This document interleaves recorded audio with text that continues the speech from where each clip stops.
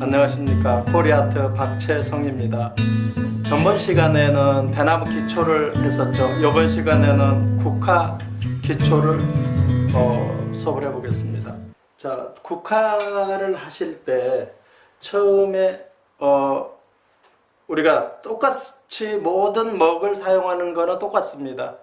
먹이, 자, 물인 상태를 자꾸 접시에다가 이렇게 섞으면은, 자, 접시에 지금 약간 이렇게 있는데, 접시에 이렇게 섞게 되면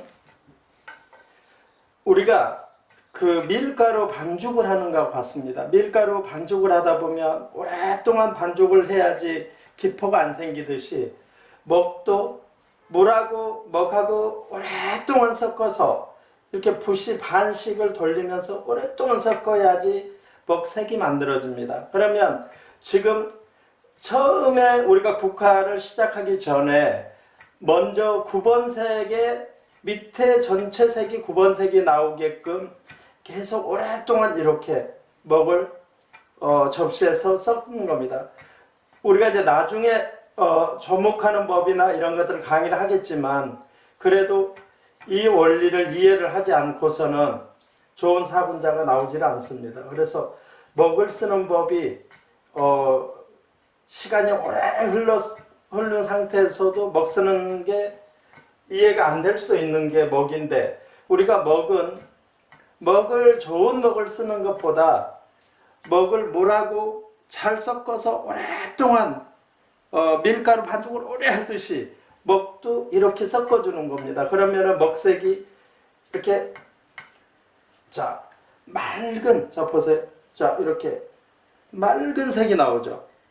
그러면 이 맑은 색이 지금은 우리가 물기가 좀 많은데, 물기를 살짝 털고 끝에다가 짙게 먹을 묻혀 보겠습니다. 그러면은 우리가 이게 먹을, 자, 쓰면 2번, 3번, 4번, 5번 이렇게 됐더니 먹색의 변화가 짙어서 점점 약해졌죠. 이거는 우리가 조목의 처음에 9번 색을 만들어 놨기 때문에 이런 먹색이 안정되게 나오는 겁니다. 그러면 우리가 국화를 그릴 때 국화의 먹색의 변화를 많이 주려면은 여기에 조금만 묻혀도 됩니다. 보실 거예요. 자,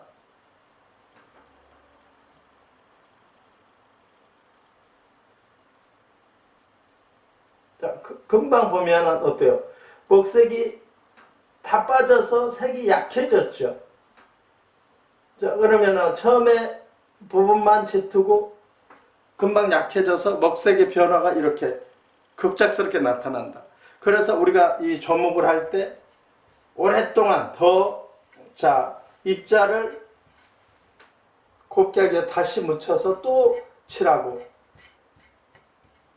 이렇게 다시 또 먹을 또 묻혀서 이렇게 오랫동안 하면 이번에는 꽃이 변화가, 자,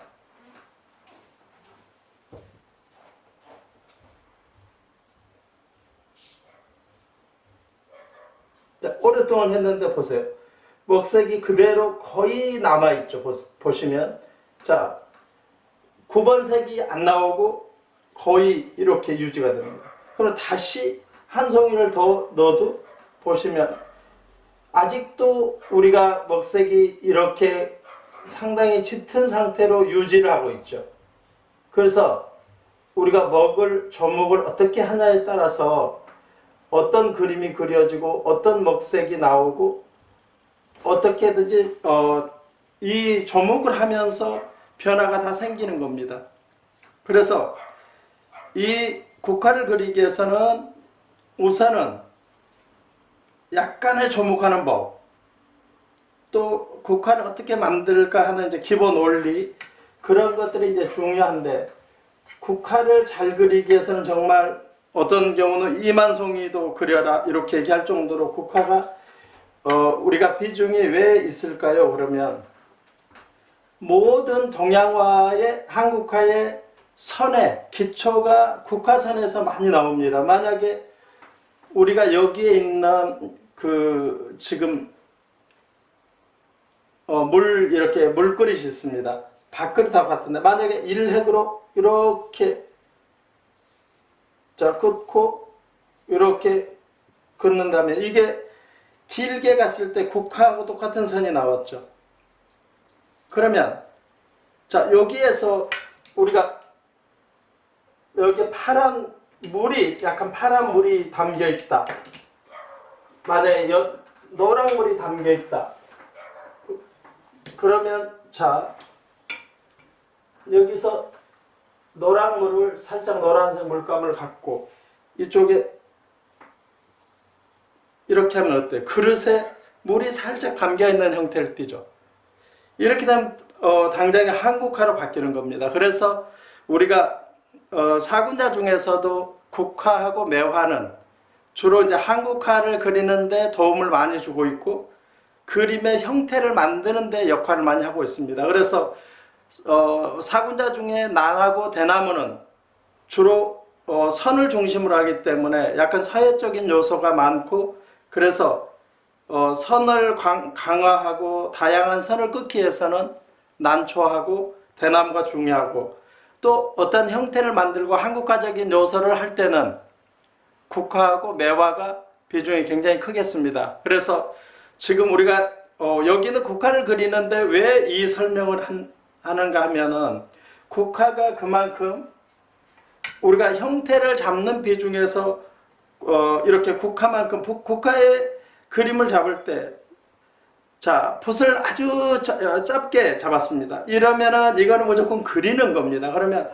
어떤 사물을 놓고 이렇게 자 이렇게 만약에 그리고 간다면 이거는 그리는 역할을 할 때 이렇게 됩니다.